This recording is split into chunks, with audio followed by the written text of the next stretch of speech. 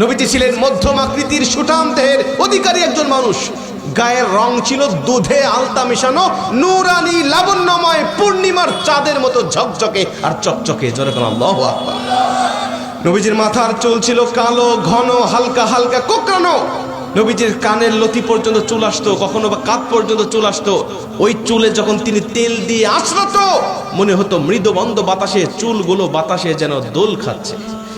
নবীজির মাথা ছিল বড়, অপেক্ষাকৃত একটু বড়, কপাল ছিল চওড়া, ভুরুগুলো ছিল জোড়া, ধনুকের মতো বাঁকা।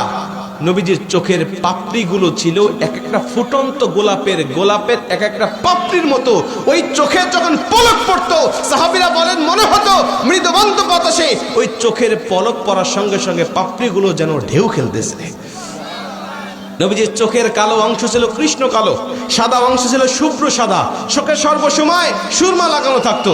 নাক ছিল চিকন সরু খাড়া, আর ওই খাড়া নাকের নিচেই ছিল চিকন সরু একটা গোফ, আর ওই গোফের নিচেই ছিল মায়াবী পাগল করা গোলাপি রঙের দুইটা ঠোঁট। সাহাবীরা বলে ওই ঠোঁট দিয়ে যখন মুস্কি হাসতো, মনে হতো মানুষ হাসতেছে না, আসমান থেকে বিজলি চমকাচ্ছে। নবীজি যখন হাসতেন, সাহাবীরা বলে তার মুখের মধ্য থেকে দাঁতগুলো হালকা বের হতো, আর মনে হতো এটা দাঁত নয়, ভিতর থেকে মণি মুক্তাগুলো বের হওয়ার জন্য যেন উকি মারতেছে। সুবহানাল্লাহ বললে এটা। নবীজির দাড়ি ছিল কালো, ঘন, বক্ষ পর্যন্ত প্রসারিত। বক্ষ ছিল বীর বাহাদুরের মতো প্রশস্ত। কাঁধ ছিল চওড়া, দুই কাঁধের মাঝখানে ছোট্ট একটা মাংসখণ্ড ছিল, যেটাকে বলা হতো মাহারে নবুয়াত, যেখানে লেখা ছিল লা ইলাহা ইল্লাল্লাহ মুহাম্মাদুর রাসূলুল্লাহ।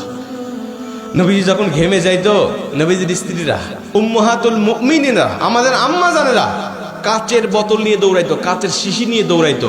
ওই ঘামগুলোকে জমা রাখতো, কখনো বা ঈদের দিনে, কখনো বিয়ের অনুষ্ঠানে ওই ঘামগুলোকে পারফিউম হিসাবে, আতর হিসাবে ব্যবহার করতো।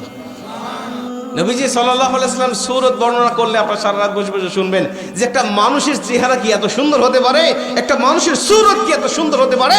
আম্মা জান আয়েশা বলে, রে মিশরের মেয়েরা, তোমরা ইউসুফ আলাইহিস সালাতু ওয়াসসালামকে দেখতে গিয়ে মালটা কাটতে গিয়ে হাত কেটে ফেলেছো, কিন্তু আমার নবীর সূরত যদি তোমরা দেখতে পারতে, মালটা কাটতে গিয়ে হাত কাটতে না, কলিজা কেটে ফেলতে।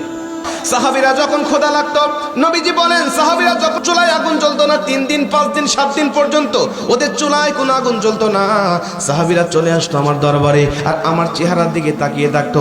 সাহাবীরা বলে, নবীজি আমরা যখন আপনার চেহারার দিকে তাকিয়ে থাকি, এক একজন সাহাবী 3 দিন খাবার খাই না, 4 দিন খাবার খাই না, 5 দিন 7 দিন পর্যন্ত আমাদের পেটে কোনো ভাত যায় না, কিন্তু আপনার চেহারার দিকে তাকিয়ে থাকলেই আমাদের ক্ষুধাগুলো আমরা ভুলে যাই।